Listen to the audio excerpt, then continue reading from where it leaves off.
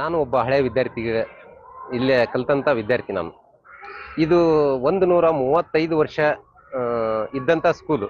ಈ ಮಳೆಯಿಂದ ಹಾನಿಯಾಗಿ ಬಹಳ ಶಿಥಿಲಗೊಂಡಿತ್ತು.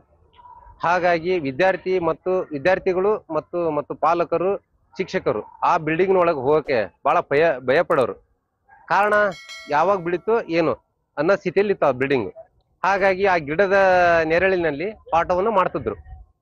ಹಾಗಾಗಿ ನಾವೇನ್ ಮಾಡಿದ್ವಿ, ಎಲ್ಲ ಹಳೆ ವಿದ್ಯಾರ್ಥಿಯರು ಇಲ್ಲೇ ಕಲ್ತಂತವ್ರು ಈ ರೀತಿ ಆದ ಅಂದ್ರೆ ನಮ್ಮೂರು ಸ್ಕೂಲ್ ಮುಗಿಸ್ತೈತಿ, ಮಾದರಿ ಶಾಲೆ ಅನ್ನೋದು ಅಳಗ್ತೈತಿ, ಆ ರೀತಿ ಆಗೋದು ಬೇಡಪ್ಪ ಅಂತಂದು ಆ ಕಾರಣದ ಎಲ್ಲಾರು ಹಳೆ ವಿದ್ಯಾರ್ಥಿಗಳು ಸೇರ್ಕೊಂಡು ಒಂದು ಸಂಘ ರಚನೆ ಮಾಡ್ಕೊಂಡು ಸರ್ಕಾರಕ್ಕೆ ಮನವಿ ಮಾಡಿದ್ವಿ. ಎಷ್ಟೋ ಸಲ ಮನವಿ ಮಾಡಿದ್ವಿ. ಸರ್ಕಾರದವ್ರು ಯಾವುದೇ ರೀತಿ ಇಲ್ಲಿ ನಮಗೆ ಅನುದಾನ ಕೊಡ್ಲಿಲ್ಲ, ಸ್ಕೂಲ್ ರೂಮ್ ಕೂಡ ಯಾವುದು ಇದನ್ನ ಮಾಡ್ಲಿಲ್ಲ. ಹಾಗೆಲ್ಲಾರು ಕೂಡ್ಕೊಂಡು ಏನ್ ಮಾಡಿದ್ವಿ, ಹಳೆ ವಿದ್ಯಾರ್ಥಿಗಳು ಸೇರ್ಕೊಂಡು ಆಯ್ತಪ್ಪ ಸರ್ಕಾರದಿಂದ ಬರೋಂಥದ್ದು ಅನುದಾನ ಬೇಡ ನಮಗೆ, ನಮ್ದೇ ಒಂದು ಸಂಘಟನೆ ಕಟ್ಕೊಂಡು ಸ್ಕೂಲ್ ಕಟ್ಸೋಣ ಅಂತಂದು ಅಷ್ಟ್ರು ಕೂಡ್ಕೊಂಡು 1000 ಹಿಡಿದು 10 ಲಕ್ಷದವರೆಗೂ ಅನುದಾನ ಕೊಟ್ಟಂತಾರ ಅದರಲ್ಲಿ. ಒಟ್ಟರು ಕೂಡ್ಕೊಂಡು ಅನುದಾನದಿಂದ ಈ ಶಾಲೆಯನ್ನ ಕಟ್ಟಿಸಿ ಒಂದು ಅದರಲ್ಲೇನೆ LKG UKG ಕೂಡ ಶಾಲೆಯನ್ನ ತೆರೆದ್ವಿ. ಅವ್ರಿಗೆ ಕೂಡ ನಾವು ನಮ್ಮ ಹಳೆ ವಿದ್ಯಾರ್ಥಿಗಳ ಸಂಘದಿದ್ದನ ಅವ್ರಿಗೆ ಪೇಮೆಂಟ್ ಮಾಡ್ತಾ ಇದ್ವಿ. ಇದಕ್ಕೆ ನಮಗೆ ಒಂದು ಸೂತ್ರಧಾರ ಯಾರಪ್ಪ ಅಂದ್ರ ರವಿ ಪಟ್ಟಣ್ ಶೆಟ್ಟಿ ಅವರು ನಮಗೆ ಇದಕ್ಕೆ ಸೂತ್ರಧಾರ ಆಗಿ ಒಂದು ಬೆನ್ನೆಲುಬಾಗಿ ನಿಂತ್ಕೊಂಡ್ರು. ಅವರಿಗೆ ನಾವು ಈಗಾಲ ಅವರು ಕೋವಿಡ್ನಲ್ಲಿ ದೇವರು ಇದರಿಂದ ತೀರ್ಕೊಂಡ್ರು ಅವರು. ಹಾಗಾಗಿ ನಾವು ಈ ಶಾಲೆಯನ್ನ ಇದ್ರೊಳಗ ಕಂಪ್ಯೂಟರ್ ಸ್ಕೂಲನ್ನು ತೆರೆದಿದ್ದೀವಿ.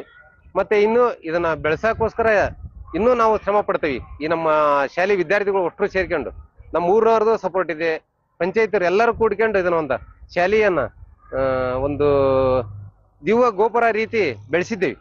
ಇದು ಒಂದು ಸರ್ಕಾರಕ್ಕೆ ಸವಾಲು ಅಲ್ಲ, ಒಂದು ಪ್ರಚಾರನೂ ಅಲ್ಲ. ನಾವು ಮಾಡದಂತ ಒಂದು ಹಳೆ ವಿದ್ಯಾರ್ಥಿಗಳ ಒಂದು ಸಾಧನೆ. ಈ ಸಾಧನೆಯನ್ನ ಪ್ರತಿಯೊಂದು ಹಳ್ಳಿಯಲ್ಲಿ, ಪ್ರತಿಯೊಂದು ತಾಲೂಕು ಜಿಲ್ಲೆದಲ್ಲಿ ಒಂದು ಈ ರೀತಿ ಮಾಡ್ಕೊಂತ ಹೋದ್ರ ಸರ್ಕಾರಕ್ಕೆ ಒಂದು ಸವಾಲು ಆಗಿರ್ಬೋದು ಅಂತಂದು ನನ್ನ ಅಭಿಪ್ರಾಯ. ನಾವು ಕಲ್ತಂತ ಸರ್ಕಾರಿ ಶಾಲೆ, ನಾವಿಲ್ಲಿ ಎಲ್ಲಾ ಹಳೆ ವಿದ್ಯಾರ್ಥಿಗಳು ಸೇರಿ 135 ವರ್ಷದ ಹಳೆ ಶಾಲೆ ಇದು. ಇಲ್ಲೆಲ್ಲ ಬಿಲ್ಡಿಂಗ್ ಬಿದ್ದು ಮಕ್ಕಳ ಕ್ಷೀಣ ಕಮ್ಮಿ ಆಗಿತ್ತು. ಮಕ್ಕಳು 42 ಮಕ್ಕಳು ಇದ್ವು ಇಲ್ಲಿ. ನಾವು ಇವ್ರಿಗೆ ಏನಾದ್ರು ಮಾಡೋಣ ಅನ್ನೋ ಒಂದು ತೀರ್ಮಾನಕ್ಕೆ ಬಂದು ಸಂಘ, ಒಂದು ಹಳೆ ವಿದ್ಯಾರ್ಥಿ ಸಂಘ ಕಟ್ಕೊಂಡು ಅವ್ರಿಗೆ ಇದನ್ನ ಮಾಡ್ಬೇಕಂತ ಹೇಳಿದ್ವಿ.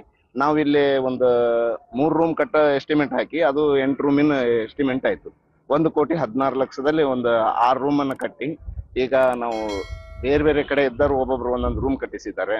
ಅವರು ಈಗೆಲ್ಲ ಇದೆ 29ಕ್ಕೆ ನಾವು ಈ ಶಾಲೆಯನ್ನ ಲೋಕಾರ್ಪಣೆ ಮಾಡ್ತಾ ಇದ್ದೇವೆ. ನಾವು ಕಟ್ಟಿಸಿದಂತ ಶಾಲೆಯನ್ನ ಸರ್ಕಾರಕ್ಕೆ ಪ್ರೆಸೆಂಟ್ ಮಾಡ್ತಾ ಇದ್ದೇವೆ. ಅದಕ್ಕೆ ಮಾನ್ಯ ಕರ್ನಾಟಕದ ಮುಖ್ಯಮಂತ್ರಿಯಾದ ಸಿದ್ದರಾಮಯ್ಯ ಅವರು ಬರ್ತಾ ಇದ್ದಾರೆ ಮತ್ತು ಶಿಕ್ಷಣ ಸಚಿವರಾದಂತ ಮಧು ಬಂಗಾರಪ್ಪ ಅವರು ಕೂಡ ಬರ್ತಾ ಇದ್ದಾರೆ.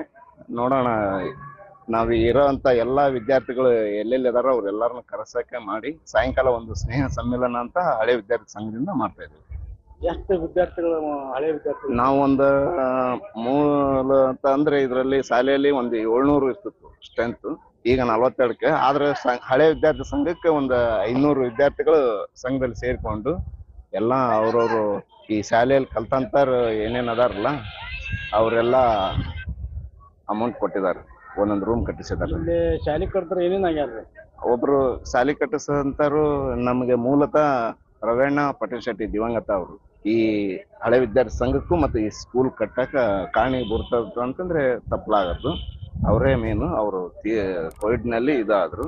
ಅವ್ರ ಸವಿ ನೆನಪಿಗೋಸ್ಕರ ನಾವು LKG UKG ಸ್ಟಾರ್ಟ್ ಮಾಡಿ ಇಲ್ಲೇ ನಮ್ಮ ಹಳೆ ವಿದ್ಯಾರ್ಥಿ ಸಂಘದಿಂದ ತಿಂಗಳಿಗೆ 18,000 ರೂಪಾಯಿ ಪೇಮೆಂಟ್ ಅವರಿಗೆ ನಾವೇ ಕೊಡ್ತೇವೆ. ಹಳೆ ವಿದ್ಯಾರ್ಥಿ ಸಂಘದಿಂದನ ಅಂದ್ರೆ ಇಲ್ಲೇ LKG UKG ಕಲಿತೆ ಅಂದ್ರೆ 1ನೇತಕ್ಕೂ ಇಲ್ಲೇ ಬರ್ತಾರೋ ಅನ್ನೋ ಒಂದು ಕಾರಣಕ್ಕೆ ನಾವು ಅದನ್ನ ಮಾಡಿದೇವ್ರಿ.